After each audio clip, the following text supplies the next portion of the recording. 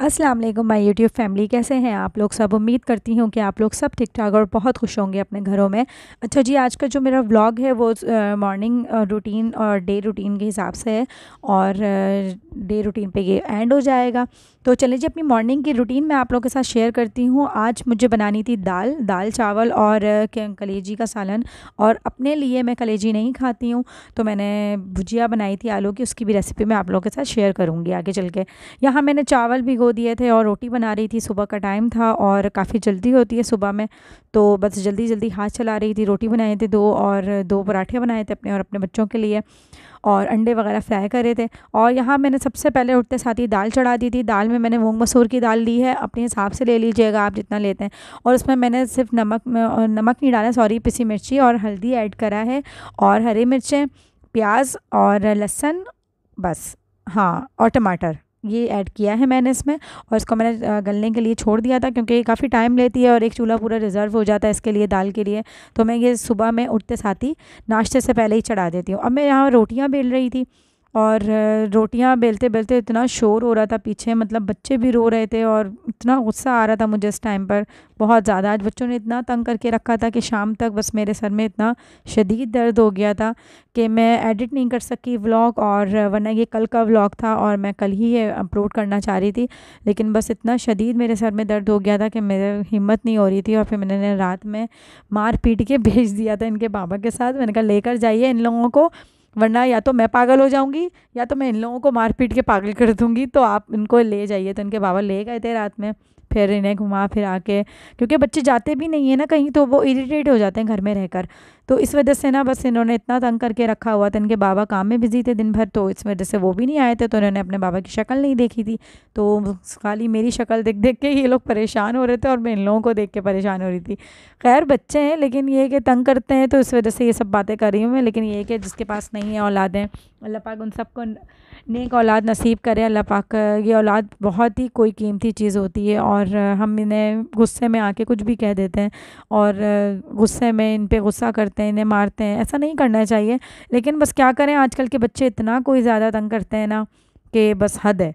तो आजकल की माओं को, जो बच्चे हैं जो आजकल के जो पल रहे हैं, जो पाल रही हैं माएँ, तो उनके लिए उनसे सबसे उनके दिल से जाके पूछिए कि वो किस तरीके से अपने बच्चे पाल रही हैं। मेरी अम्मी कहती हैं कि नहीं मारा करो अदीबा, मेरी सास कहती हैं, जो भी कहता है नहीं मारा करो, कि बच्चे मासूम होते हैं, ठीक हो जाएंगे, ये हो जाएगा, वो हो जाएगा। मैं कहती हूँ अम्मी मैं बर्दाश्त कर रही हूँ, मुझे पता है, मैंने सुबह से शाम तक बर्दाश्त करती हूँ। और किस तरीके से, अभी ये स्कूल जाने वाले नहीं हैं और ना ही कहीं ये जाते हैं, तो ये पूरे टाइम मेरे साथ रहते हैं, और इन्हें मैनेज करना ना बहुत मुश्किल हो जाता है, मतलब कंट्रोल से बाहर हो जाते हैं कभी कभी। तो वैसे ही कल हुआ था। उसके बाद यहाँ पर मैंने नाश्ता वगैरह करने के बाद करा करा था अपना सारा घर का काम, झाड़ू पोछा, उमूमन जो सारे काम होते हैं डेली के, ये काम तो कभी ख़त्म नहीं होने वाले। तो झाड़ू पोछा करा था। उसके बाद मैंने यहाँ पर अपने डस्टिंग वगैरह करी थी, चादर चेंज करी थी, मासी ने आना था। सब काम क्लियर करने के बाद इन लोग दोनों बंदरों को भी मैंने तैयार कर दिया था। तैयार करने के बाद फिर सुकून आया था, तो मैंने अपना सालन वगैरह चढ़ाया था। दाल मेरी गल रही थी आराम से, चावल मैंने भिगो दिए थे, कलेजी निकाल दी थी क्योंकि डिफ्रीज़र में थी, तो मैंने वो सुबह में ही निकाल दी थी, और थोड़ा सा पानी डाल के उसको रख दिया था बाउल में। बार बार पानी चेंज करना पड़ा था क्योंकि वो छूट नहीं रही थी, काफ़ी मतलब दिनों की रखी हुई थी, 1 हफ़्ता हो रहा था उसको रखे हुए, तो वो बिल्कुल सही से उसने पकड़ लिया था डिफ्रीज़र ने उसको, तो वो निकल भी नहीं रही थी। फिर इसी वजह से मैंने पानी डाल डाल के उसका पानी थोड़ी देर के बाद चेंज कर रही थी। फिर मैंने चावल बॉईल कर लिए थे अपने, चावल मेरे यहाँ पर डन हो गए थे। उसके बाद फिर मैंने यहाँ पर अपने जो भी मैंने सारे काम थे, बर्तन धोना और एक्स्ट्रा काम जो भी, सब क्लियर करके उसके बाद मैं यहाँ पर सालन बनाने के लिए खड़ी हुई थी। ख़वातीन जो होती हैं ना, इनको एक साथ ना मतलब 10 काम मैनेज करने होते हैं। मतलब आपको बच्चे भी देखने हैं, आप इनका एक तरफ सालन भी चढ़ा हुआ है और एक तरफ आपको रोटी भी बेलनी है, ये करना है वो करना है, तो ये सारे काम ना एक साथ हो रहे होते हैं। और इसमें ना मतलब मैं चाहती हूँ कि मैं भले से सारा काम कर लूँगी, लेकिन बस ये थोड़े बच्चे जो है ना, इनका रोना मेरे कान में नहीं आए, क्योंकि ना बंदा ना वो हो जाता है कि ना पता नहीं दिमाग इधर उधर हो जाता है, काम बिगड़ जाता है इधर। तो चले जी, यहाँ पर रेसिपी स्टार्ट करते हैं। बिस्मिल्लाहिर्रहमानिर्रहीम। यहाँ पर मैंने ऑयल लिया है, ऑयल की शक्ल आपको रेड नज़र आ रही होगी, वो उसकी वजह ये है क्योंकि मैंने जो एक्सेस बचा जितना ऑयल होता है मेरा, तो वो मैं सालन में यूज़ कर लेती हूँ। तो मेरा ये बिरयानी वाला ऑयल था जो मैंने निकाल लिया था, उस दिन मैंने बनाई थी बिरयानी जो, तो ये उसी का ऑयल था और मैं अब ये कलेजी में यूज़ कर रही हूँ। तो मैं बिल्कुल भी फेंकती नहीं हूँ, ज़ाया नहीं करती हूँ। और आप लोग भी ऐसा करा करें, क्योंकि ऑयल वगैरह इतनी सी सारी चीज़ें महंगी हो गई हैं और हमें थोड़ी एहतियात से भी चलना होता है यार, ख़वातीन हैं, घर के सारे खर्चे संभालने होते हैं, तो उसी को मैनेज करके और चलना होता है। तो इसी वजह से मैं यहाँ पर वही ऑयल यूज़ कर रही हूँ। यहाँ पर मैंने 3 मीडियम साइज़ की प्याज ली थी और मैंने उसे यहाँ पर मैं अच्छे से उसे रेड कर लूँगी। रेड करने के बाद इसमें लहसुन अदरक का पेस्ट ऐड करूँगी। 3 टेबल स्पून कलेजी है इसलिए ज़्यादा यूज़ कर रही हूँ, तो मैंने 3 टेबल स्पून यहाँ पर लहसुन अदरक का पेस्ट यूज़ किया है। और घर के सारे मसाले जो जाएंगे हमारे 4 टेबल स्पून पिसी मिर्ची जाएगी और हल्दी जाएगी 1 टेबल स्पून, ज़ीरा काली मिर्च 2 टेबल स्पून, धनिया पाउडर 2 टेबल स्पून और गरम मसाला हाफ़ टेबल स्पून जाएगा। और यहाँ पर कश्मीरी लाल मिर्च जाएगी थोड़ी सी, हाफ़ टेबल स्पून, और नमक अकॉर्डिंग टू टेस्ट आप यूज़ कर लीजिएगा। इस मसाले को अच्छे से मैं भूनूंगी। भूनने के बाद इसमें मैं टमाटर ऐड करूँगी। 2 मीडियम साइज़ के मैंने टमाटर कट करके रखे थे स्लाइस में। आप अगर टमाटर नहीं यूज़ करना चाहें तो दही यूज़ कर सकते हैं। मेरे पास दही नहीं था तो अवेलेबल, तो कोई था भी नहीं बंदा लाने वाला अवेलेबल, तो इसी वजह से मैंने यहाँ पर टमाटर यूज़ करे थे, वरना दही यूज़ करती हैं। मेरी सास ने जो तरीका मुझे बताया हुआ है उसमें दही यूज़ होता है, लेकिन नहीं था तो मैंने कहा चलो टमाटर यूज़ कर लेते हैं अब।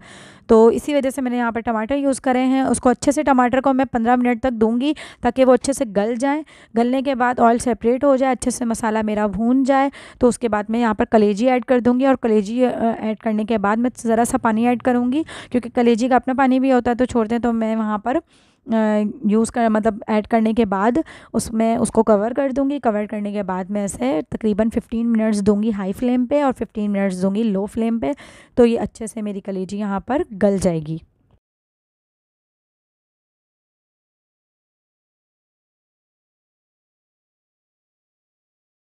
दाल मेरी अच्छे से गल चुकी थी और मैंने उसमें नमक ऐड करा था, थोड़ा सा गर्म पानी ऐड करा था और उसे अच्छे से मैंने दाल घोटनी से घोट लिया था। और अब मैं इसमें बघार लगाने के लिए जा रही हूँ। थोड़ी सी प्याज ली है, ज़ीरा लिया है, लहसुन लिया है और एक मोटी लाल मिर्च ली है, उसे मैंने 2 पीस कर लिए थे। और अब बघार लग गया है इसमें। तो कलेजी भी मेरी थोड़ी सी डन हो गई थी आधी, और चावल भी मेरे इधर बन गए थे। अब मैं यहाँ पर जा रही थी आलू की भुजिया बनाने के लिए। तो मैंने यहाँ पर आलू कट कर लिए थे डी स्टाइल में, बीच में से कट कर लिए थे और बारीक आलू काटे थे और प्याज ली थी और इसमें मैंने 5 लाल मिर्च ली थी गोल, उसे तोड़ लिया था बीच में से।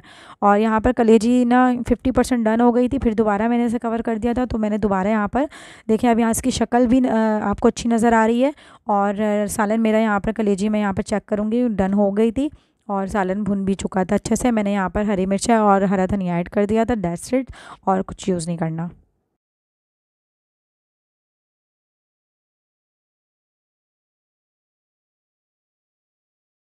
अब मैंने आलू के लिए, आलू की भुजिया के लिए मैंने यहाँ पर ऑयल लिया है। ऑयल थोड़ा सा ज़्यादा लेंगे क्योंकि हम इसमें आलू पूरे फ्राई करेंगे। फ्राई वाली भुजिया बना रही हूँ मैं इसमें। और इस भुजिया का नाम है मेरे घर में दादा वाली भुजिया, क्योंकि मेरे हस्बैंड के जो मतलब दादा थे वो ये बहुत शौक से खाते थे।